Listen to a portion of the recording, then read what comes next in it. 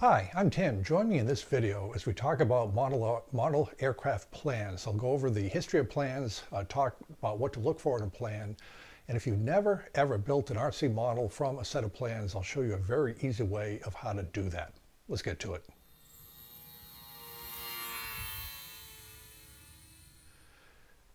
The first model airplanes were flown right around 1910 or so.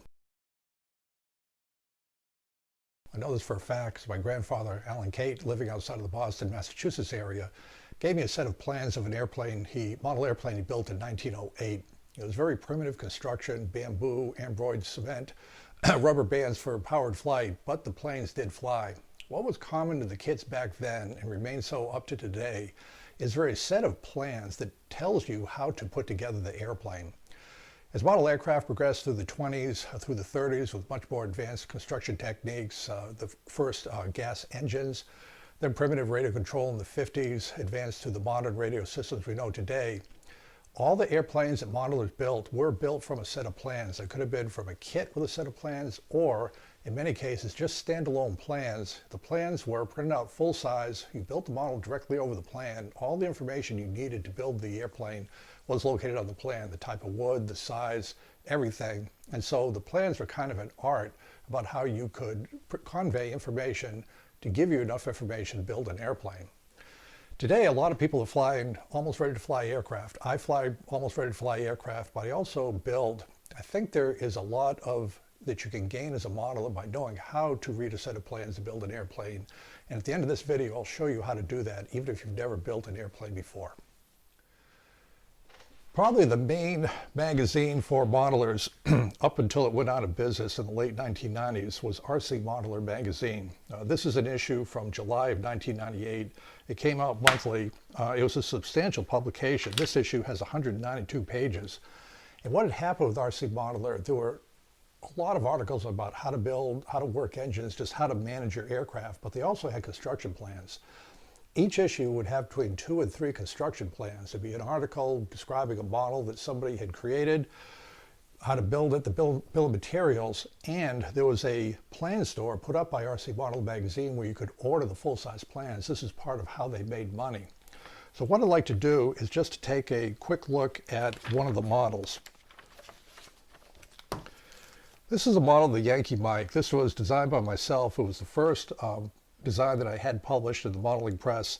And this is a fairly standard format. There'd be just a discussion of the model, just some highlights, a few pictures, and here was the plan itself. Now this plan was hand-drawn back in 1998. I actually drew it at home, sent it in. RCM had a draftsman trace over it, give it to me for corrections. And what would happen is from their full-size plans, you could order this plan.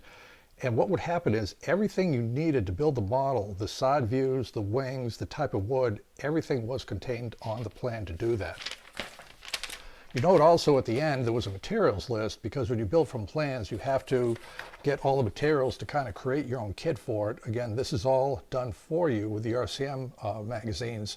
If you get a set of plans on your own, you're going to have to do that on your own. Now if you want to purchase the plans, what would happen is this is the RCM plan service. Now in color were the 2 models issued in this issue. Notice the Scimitar by Bill Evans was a tailless design. He was a popular designer for things like that. And then just a reminder of some of the other model airplane kits in their catalog. And so the beauty of the plans are you have access to literally thousands of designs.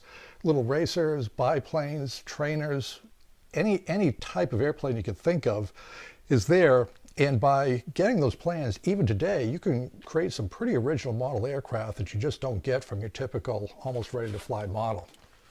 So the RCM modeler, they had an actual plans catalog. I've got this years ago, but what would happen is in an effort to make money, they would list all their plans up to the time: sport, ducted fan, electric powered sailplane, etc. And what you do, you just go through it and you can see the range of original designs that are there. It's just amazing. There's a little, the name of the airplane, who designed it, the wingspan, the materials, the engine, so you get some idea of the size if you decide you want to build that aircraft. Again, it's just inspiring almost, the range of designs that are out there for modelers, just the way it was back when these were around. So the question is, let's say you want to get some plans today. Where do you do that? The RCM plans catalog is no longer available. Sometimes it pops up, but with the demise of the magazine itself, ownership of that catalog is an unknown because they have to print out the plans when you order them. Probably the best stop for full-size modeling plans is Academy of Model Aeronautics. Everybody who flies RC should be a member of the AMA. Their magazine is Model Aviation, which in my view is one of the best magazines out there. But as part of the very substantial electronic outreach of the AMA, their website is excellent, and they have established their plan service on their website. So this is a view of the opening page to the AMA plan service. I'll put a link down here to where that is. They don't list the numbers, but there's literally thousands of plans. AMA members get 20% off, and you can see any type of model from trainers to full scale, pay online. They send the plans to you in the mail. So let's take a look now at the AMA plans website. Here is the homepage of the AMA website. They'll show the plans for the current issue of Model Aviation. See that there are 2 plans showed here, and then they have featured plans as well as plan categories: control line, free flight, glider, rate of control, then unique and unusual. So go ahead and take a look at some of the pictures of the plans that are available. You just see the range of aircraft that you can build from these plans. It's truly remarkable, the variation in aircraft. This is a ambitious project of the Constellation. It varies by the plans. This is a picture, and then they have just a little bit of information. Another one, this Skyspringer is a kind of unique design. I remember this in the magazine. Good thumbnails of the 2 plans. You get an idea of what you're going to get. And once you add to the cart, you will get the full-size plans in the mail to build your model. In addition to the AMA Plans website, if you Google, there's other organizations that have full-size plans. Flying Models, I know, has a pretty good collection of plans that they have the copyright ownership of. However, with the internet, there are other places where you can get a free set of plans. The catch is the plans are going to print out regular size on your computer, and you'll have to go down to a FedEx office to enlarge them, and I can tell you how to do that. Probably the best option for the free plans is the Outerzone plans, and I'll give a link down here to where the Outerzone is. What they do somehow is they just harvest plans over the internet and publish them. I'm not quite sure how all that works. But these are some of the latest plans, and they have right now 12,474 plans. That's a lot of plans. It could be control line, free flight, whatever. Here's another page as you scroll down on the Outerzone website. Just about any type of model you can imagine is there. And you can download the plan, print them out on your computer, and enlarge it. So let's take a look at the Outerzone website, and I'll show you what I was talking about on that. Here is a homepage of the Outerzone. There's a big banner ad on top. But here are the latest plans. Notice the total plans are 12,471. There is a good search function. We'll take a look just for trainers, and we'll take a look at that. And here are some trainers. They could be free flight, control line, rate of control. And you can take a look at the pictures, and then once we open it up, you'll get further information. So this is an Advanced Trainer 2. It's from RCM magazine. Early example of CAD drawn plans. Nice picture of the trainer, just a good standard gas trainer back in the day. And down below, you can print out the plan file. This will download to your computer the plans, and you can print them out. Again, early days of computer-aided design drafting, but a good set of plans. All the information you need is on this, and you can print it out at your home computer. Many of the plans also have a supplement, so we can download the supplement, and this is the actual article from the October 2003 Rate of Control Modeler magazine. There's a cover of the magazine, and here is the construction article itself for that Advanced Trainer Mark II. So you get the overview of the kit, of the plans, additional pictures, a good construction article, essentially how to build it, tips about unique building practices of the model, and even towards the end, a bill of materials everything you need to build this airplane from the plans. So we looked at the RCM Advanced Trainer that was on the Outerzone website. This is the plan that I printed out, and it comes out, it's really a pretty clean printout. This is actually one of the early days of computer-aided design plans, and it just came out pretty nice. Now the thing is, you want to enlarge this because you have to build full size on the plan. The easiest way to enlarge it is you go to a FedEx office, one of the larger ones, and they'll have a large format scanner. I'll put a picture up of that scanner. You just feed in the image that you want to copy. It is copied like any other digital copier, but you type in an enlargement ratio, and it will enlarge that drawing into 200%, 300%, whatever you type in, and print it out to that full scale. So it's a very handy way to enlarge a smaller plane to a full-size one, or half-size, whatever size you want to build for your model airplane construction. This is a model I designed back in 2005. I called it the Electro Aviator. It was published in Quiet and Electric Flight International magazine, another magazine that went out of business. But what I want to do is just walk you through the plans for the Electro Aviator so you can just get an overview of what is contained in a plan. So this is the smaller size printout for the Electro Aviator plan. You can see, like all the plans, you have a side view, top, and the wing. This is a very simple model, a lot of straight lines, not too many curves. And to build the airplane, you have to study the plan to kind of build it in your mind. So what I've done in this case is a side panel for the fuselage. These doublers go over here. You can see where the cutout is for the stabilizer. And then the formers for the fuselage, they're all listed here, just fit right in place. It's really not a complicated build. Things like the dihedral for the wing ribs, the center of gravity, everything is needed for this, to include even the bending of the landing gear wire. This is a little bit of a close-up of the fuselage. So now let's take a look at the full-size plan. So this plan of the Electro Aviator, I was fortunate at the time I had access to a plotter. So you can see what the plan looks like with a very clean printout, full scale. And again, we're not going to go over the entire plan, but just some things that you'll think about as you study the plan. You can see the side of the fuselage, the formers marked on top.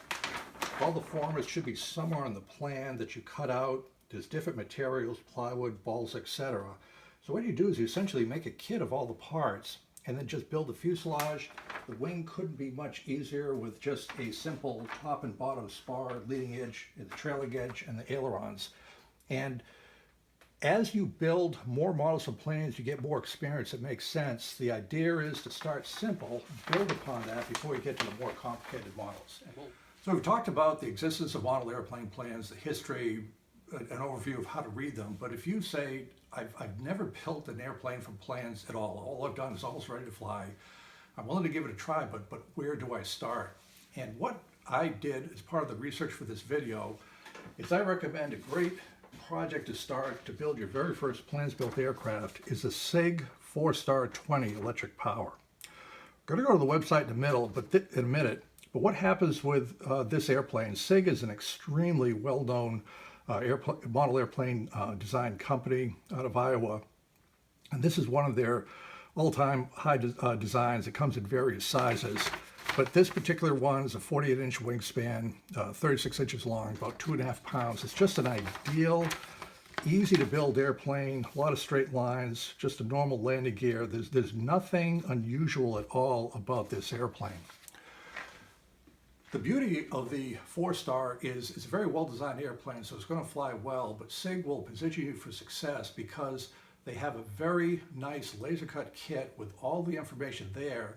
They've got a very well-drawn set of plans that comes with this model, but most importantly, they have a completely illustrated photo guide that'll take you step by step by step. Everything from the bill of materials, what glue you have to get, sandpaper, knives, everything. So with a easy-to-build kit, a well-drawn set of plans, and a photo-illustrated construction guide, that is a great way to start at the beginning of building a trainer-type aircraft.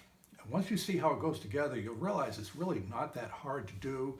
Then you can start advancing to other projects that may be a little bit more complicated. Of course, the internet is always a source of information. Very oftentimes there are build logs for some of the more popular airplanes, people from your club, etc. But to build the Four Star would be a very great way, position for success way to build your first airplane from plans. So let's take a look now at the SIG website and the Four Star. This is the homepage for the SIG website. SIG bought a couple of companies that build different airplane kits, aliens, etc. We'll go to the original SIG kit section. These are all super high quality kits. You can't go wrong building them. And here's the Four Star. You notice there's 4 versions of the Four Star, such a popular design. So this is the 20 EP or electric power kit, just a description of the kit, just a nice everyday flying aircraft with kit features. And what's really nice is you can download the construction manual from the website to take a look at that. So here's the instruction manual. Everything you need to build an airplane is on this manual. It gives additional items to need, battery charger, batteries, glues, you need a soldering iron, there's options for a gas engine, a list of all the parts in the kit, the layout of the laser cutting on all the balsa, then just a step-by-step guide of how to build the airplane. There is literally no way you can go wrong with these very complete instructions to have a successful build, even if you've never built from a set of plans before. And once you get this plane built and you see how it works, these are the same techniques and processes you use to build an aircraft on any other set of plans. One of the advantages of learning how to build aircraft from plans, you just start to build a catalog or library of techniques from building the various airplanes, even studying plans that can help you with either kits you build or even sometimes almost ready to fly models if there's some sort of damage. For example, with my E-Flight Timber, which is a foam ready to fly airplane. It's a magnificent airplane, flies great. The one problem with the Timber, and I'll put a video card for it, is the landing gear is just weak. It's a pretty heavy model, about 5 pounds. The landing gear is held on with 4 screws. It's just ridiculous how that is a failure point for it. By building a lot of landing gears, understanding that, I was able to reinforce it to make the landing gear much stronger for everyday flying. This is an example of the Stevens Aero Buzz Bomb. Again, I'll put a card up for the Buzz Bomb. It's a wonderful kit from Stevens Aero. They do have extremely well-engineered kits with photo illustrated guides. They have a set of plans. The one catch with the Stevens Aero, and I highly recommend them, their airplane design process is so advanced, some of the planes aren't even built on a plan. They assemble like a jigsaw puzzle, so you won't have the classic experience of a set of plans. However, what Stevens Aero did with his Buzz Bomb was try to recreate the look and feel of the free flight aircraft, gas-powered aircraft of the 1930s, and this plane just flies great. But one thing I want to show you is the landing gear. What they had done, because the early models of the 1930s with the gas engines were just big and heavy, the engines are very expensive, and so the landing gear had to be very robust to protect the prop in the engine. So what the plan was with the Buzz Bomb, the landing gear fit in a slot here, it hooked up along here, and there's literally rubber bands would go from here to this dowel to allow the gear to flex back and forth. No way was that strong enough for regular RC flying. Because I knew how to build airplanes, I could take these landing gear holders, put in a plywood plate, you can see the reinforcement back here, screw this in. I did that on both sides, and the landing gear is absolutely strong now. Again, techniques I gained from learning how to build aircraft. The other thing that was helpful is the bottom hatch. Now, the way it was designed from Stevens Aero, it was a good design. There's a little lip in here that fits under, so that is towards the front of the aircraft. But what they did was they have a little rare earth magnet here, another magnet here. In theory, that's a great idea, but you have to have it exactly right to hold it. And if anything goes wrong, this can fall out. It's just going to fall out at some point. So it's a big hatch. I can see everything put in the battery. I love it. But what I did was I inserted a dowel, and I just put a rubber band over the hatch. So I've got the magnets, but I also have this to make sure that it stays into place. Again, the benefits of being able to design some of your own model airplanes. Now, the other thing that is nice by having experience designing, building from kits is if you want to take some modifications. One of the things that I like to do is to take Guilo's kits and convert them to radio control flight. This is the Aeronca that I recently did. I'll put a card up for the Aeronca. This came out from Guilos as a rubber band powered free flight airplane. They do have on their drawings a small gas engine, an O2 gas engine for free flight. But when the kit was designed, they simply didn't have the microelectronics that would be anywhere close to having a successful flight. Some single channel, but certainly no multi-channel. There are those electronics out there now. Again, you'll see in the video, the Park Zone equipment, where that is, but you've got to make some pretty significant understandings of the airplane. And to put in the equipment, you can see the radio control equipment down here. You've got to plan ahead for that installation, the control rod installations, to be able to adjust it to the tail. You will have to build elevators and rudders that were not part of the original design. You've got to fit on the cowl to the engine. There's just some things that you have to do that are not especially hard, but you don't have experience building from plans or thinking about modifications from the building process. It can be challenging if you want to do something like this. Another key thing I did was on the landing gear. The landing gear shown in the plans is essentially wood struts that go into the fuselage. There is no way that would stand up to radio control model flying. So I had to bend my own landing gear wire, have it cut across a former, and reinforce it with some hardwood, some popsicle sticks to hold it into place. Again, not super duper hard, but from building models, you'll get experience how to do that. And with the Haranka, this is another set of plans. The Guilos plans are really quite good. You have the side view of the fuselage, like on every plan, a good picture, a 3 view of it. Notice here was the hand-drawn sketch of the landing gear that I had to build to go across the formers here. It doesn't have to be an involved design process. The wing, the fuselage, the landing gear that we had to adapt, etc.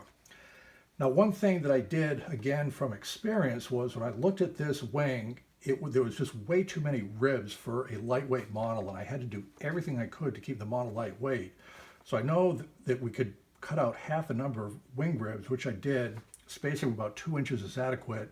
So that was an example from experience to look at a plan and understand what had to be done to make a successful flying model. Additionally, with the Guilos kits, they have a very good photo illustrated guide. I use this for the fuselage, the good isometric drawings. The steps located here, it helps a lot putting the aircraft together. But there were significant modifications, and you can see in the video what you have to do to make a successful flying model. So thank you for taking the time to look at this video. Plans were just a central part. You couldn't have an airplane without a set of plans. Up until about 20 years ago, when practical, almost ready to fly models come in, now it's an assembly manual, which is fine. There's nothing wrong with that. However, there is a world of original designs, fun aircraft, unique aircraft, building experiences available to people that take the time to study plans, understand how they're built. It is not hard to do. The 4 Star is a great start. There are other kits out there with good photo illustration guides. If you're going to do a set of plans, pick a basic design initially to get used to cutting out all your parts, and you'll find that you learn pretty quickly because it builds upon itself. After you've built a couple from plans, it becomes a fairly normal thing, and you can have a wide range of aircraft to enjoy the RC hobby. Thank you very much.